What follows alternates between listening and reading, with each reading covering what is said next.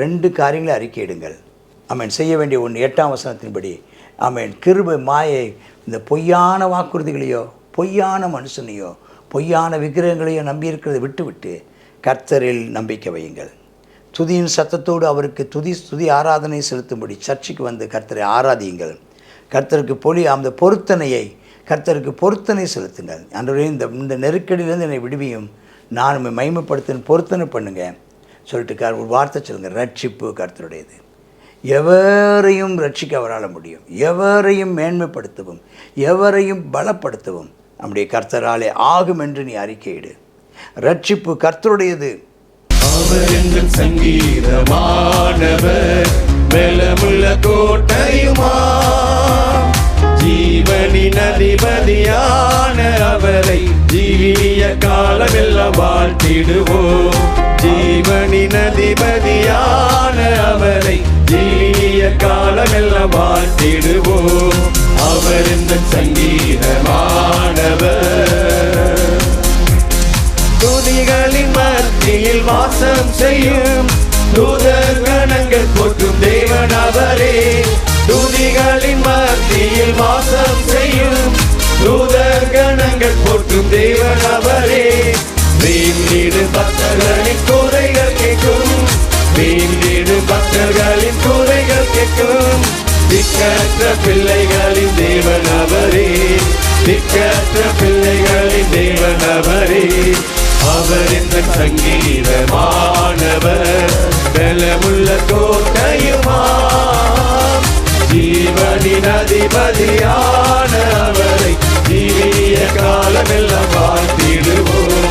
ஜீவனின் அதிபதியான அவரை ஜீவிய காலமெல்லாம் வாழ்த்திடுவோம். அவர் இந்த சங்கீதமானவர். கர்த்தருடைய பரிசுத்த நாமத்திற்கு மகிமை உண்டாவதாக. ஆண்டவராகிய இயேசு கிறிஸ்துவின் திருநாமத்தில் உங்கள் யாவரையும் வரவேற்கிறேன்.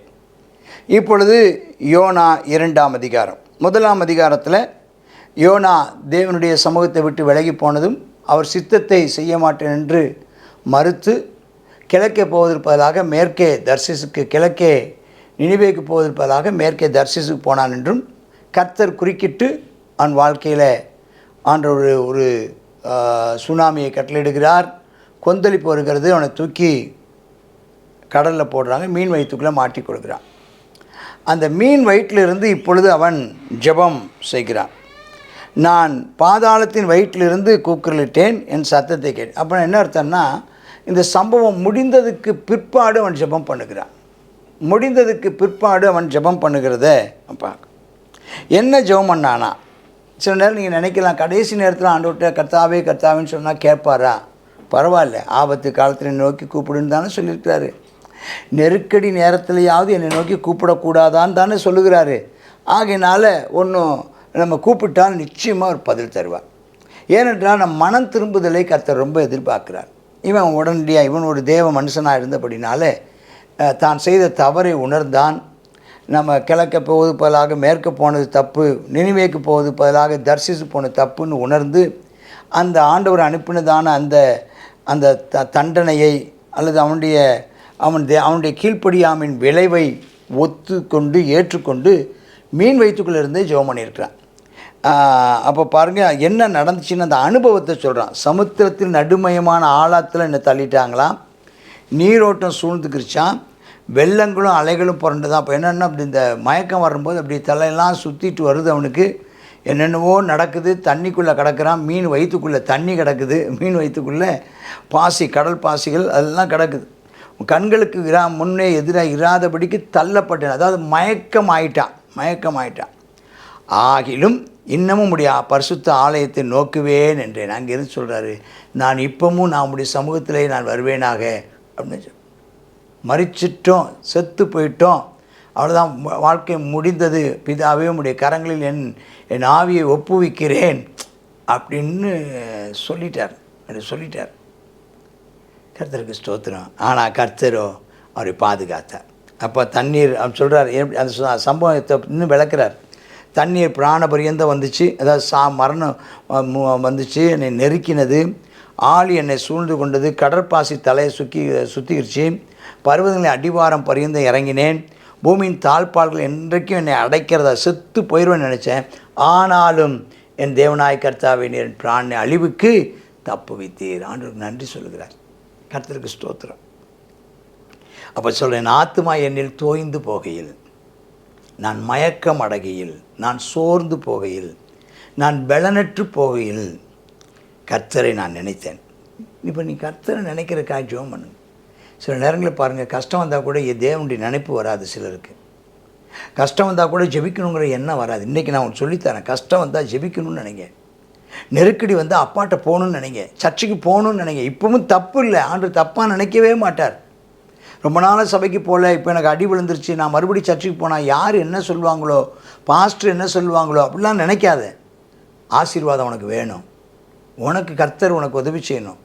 நீ தேவனுடையதான சித்தத்தை நீ நிறைவேற்றணும். போ சர்ச்சுக்கு போ. பரவாயில்ல, சாரின்னு கேட்டுடு. நான் மறந்துட்டேன், கர்த்தர் என்னை இப்போ பேசினாருன்னு சொல்லு, நான் அப்பாட்ட ஜெபம் பண்ணேன்னு சொல்லு, திரும்ப போ, ஏற்றுக்கொள்வாங்க. நான் ஜெபம் பண்ணேன். கர்த்தருடைய சத்தம் விண்ணப்பம் பரிசுத்த ஆலயத்தில் வந்து சேர்ந்து தான் கர்த்தரை விடுவித்தார்னு சொல்கிறார். சரிட்டு சொல்கிறாரு. 8ஆம் வசனத்தை சொல்கிறார். ஒரு ஸ்டேட்மெண்ட் சொல்கிறார். அந்த ஸ்டேட்மெண்ட் ரொம்ப நல்ல ஸ்டேட்மெண்ட். பொய்யான மாயையை பற்றி கொள்கிறவர்கள் தங்களுக்கு வரும் கிருபையை போக்கடிக்கிறார்கள். அப்படியா? பொய்யான மாயை. இந்த பொய்யான மாயைன்னா என்ன அர்த்தம்னா, பொய்யான வாக்குறுதிகளை நம்பி போகிறவங்க தங்களுக்கு கிடைத்த கிருபையை இழந்து விடுகிறார்கள். அல்லது பொய்யான மனிதர்களை நம்பி தேவனுடைய மெய்யான ஜீவனுள்ள தேவனுடைய கிருபை இழந்து விடுகிறார்கள். இல்லை என்றால் எதையோ நம்பி, என்னவோ கிடைக்கும் என்று நம்பி தேவனுடைய கிருபையை இழந்து விடுகிற ஒரு அனுபவம். பொய்யான ஒரு உண்மை இல்லாத ஒரு காரியத்துக்காக, நிலையில்லாத காரியத்துக்காக பணம் அது ஒரு மாயை. பணம் ஒரு மாயை. மனிதனுடைய வாக்குறுதிகள் ஒரு மாயை. ஐஸ்வர்யம் ஒரு மாயை. பதவிகள் ஒரு மாயை. ஸ்தோத்திரம்.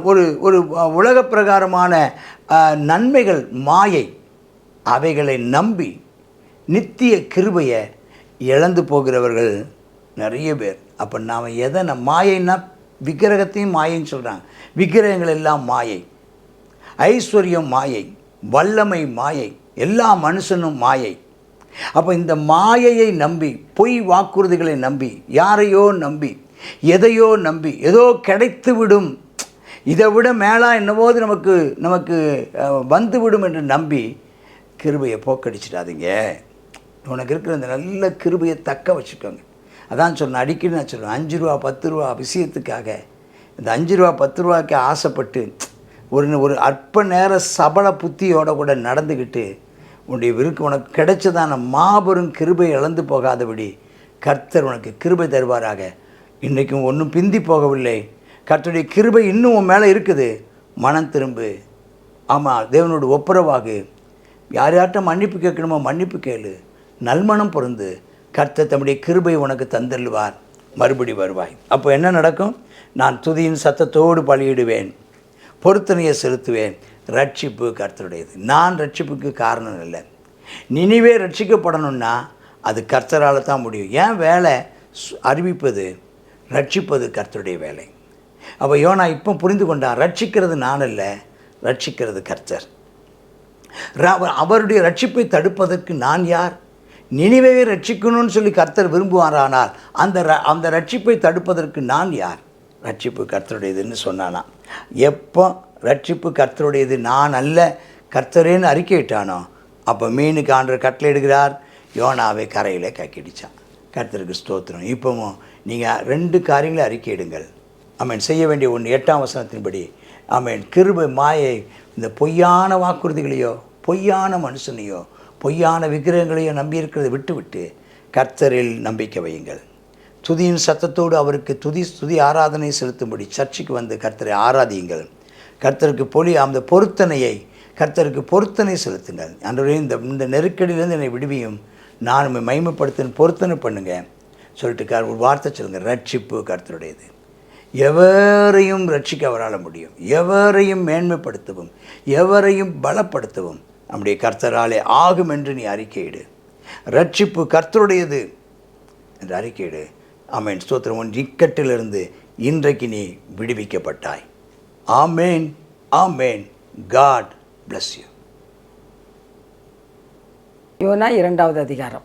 இந்த 2வது அதிகாரத்தில் யோனா மீனின் வயிற்றிலிருந்து பொருத்தனையோடு ஜெபிக்கிறதான ஜெபத்தை குறித்து நம்ம இந்த இடத்துல பார்க்குறோம். சொல்கிற, என் ஆத்துமா என்னில் தொய்ந்து போகையில் கர்த்தரை நினைத்தேன் அப்படின்னு சொல்லி என்ன செய்கிறார். அவர் அப்போ நம்ம இன்றைக்கி பாஸ்டர் சொன்ன மாதிரி நம்ம தொய்ந்து போன நேரத்தில் தேவனை தேட மறந்துடக்கூடாது. இந்த உலகத்தில் எதெல்லாமோ நம்புகிறாங்க, பொய்யான மாயையை நம்புகிறவங்கெல்லாம் என்ன செய்வாங்க, தங்களுக்கு வருகிற கிருபையை போக்கடித்துருவாங்க.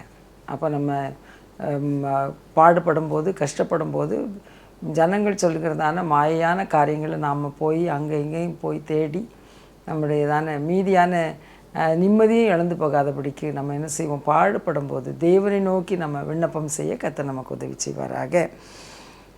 பொருத்தனையோடு ஜெபிக்கவும் நாம் கற்றுக்கொள்வோம். நமக்கு பாடுகள் வரும்போது, உபத்திரவங்கள் வரும்போது ஒரு பொருத்தனை பண்ணி ஜெபிப்போம். அவன் பொருத்தனைகளை நான் துதியின் சத்தத்தோடு நான் உம்மை தொழுது கொள்வேன் அப்படின்னு ஒரு பொருத்தனை பண்ணலாம். ஏதாவது ஒரு பொருத்தனையை பண்ணி நம்ம ஜெபிப்போம். சாட்சி சொல்வேன் ஆண்டவரேன்னு சொல்லி ஒரு பொருத்தனை பண்ணுவோம். கர்த்தர் நிச்சயமாக நம்முடைய ஜெபத்தை கேட்டு அவர் நாமத்துக்கு மகிமையான சாட்சி சொல்ல கர்த்தர் நமக்கு கிருபை தருவாராக. ஜெபிப்போமா? அப்பா, கிருபை இறக்கும் இந்த நல்ல பிதாவே, அப்பா இந்த நாளிலும் யோனாவை குறித்து நாங்கள் பார்க்குறோம். அப்பா ஸ்தோத்திரப்பா, இந்த உலகத்தில் ஜனங்கள் எல்லாம் தங்களுக்கு பாடுகள் கஷ்டங்கள் வரும்போது அநேகர் என்னப்பா அந்த ரட்சிப்பை கூட இழந்து போயிடுறாங்கப்பா.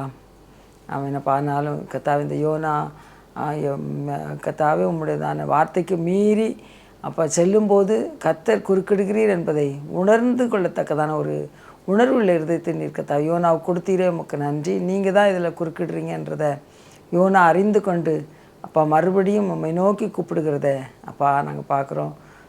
எங்களுக்கும் யார் இருக்கிறாங்க ஆண்டவரே? எங்களுடைய தஞ்சம் நீர் தானே அப்பா, எங்கள் அடைக்கலம் நீர், எங்களுடைய கோட்டை நீர், தேவனே எங்கள் பலன் நீர் தான் ஆண்டவரே. எஸ்ஸப்பா ஸ்தோத்திரம் ஆண்டவரே. ஆமெனப்பா. எங்கள் பாடுகள் வரும்போது, உபத்திரவங்கள் வரும்போது கத்தாவே நாங்கள் உம்மை நோக்கி கூப்பிடுகிறோம்ப்பா. நீங்கள் கத்தாவே எங்களுடைய ஜெபத்தை கேட்டு நீர் எங்களை ஆமெனப்பா அந்த இக்கட்டுகளுக்கு நீங்களாக்கி ரட்சிக்க வேண்டும் என்று சொல்லி ஜெபிக்கிறோம்.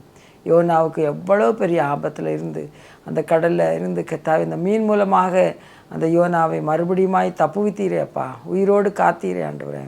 அப்பா ஸ்தோத்திரம் ஆண்டவரே. இதே போல் ஆமெனப்பா எங்களுடையதான வாழ்க்கையில் நடக்கிறதான எல்லா போராட்டங்களும் இருந்தும் நீர் விடுவிக்க போதுமான தேவன் அப்பா. மறுபடியும் கத்தா உம்முடைய நாமத்துக்கு சாட்சி சொல்ல, உயிரோடு உம்முடைய நாமத்தை நாங்கள் சுவிசேஷமாய் அறிவிக்க எங்களுக்கு கத்தா மறுபடியுமாய் கத்தாவே அப்பா ஜீவ நாட்களை கூட்டி தேவனே அப்பா எங்களை சாட்சியாய் நிறுத்த வேண்டும் என்று ஜெபிக்கிறோம். இயேசுவின் நாமத்தில் ஜெபிக்கிறோம் நல்ல பிதாவே. ஆமென், ஆமென்.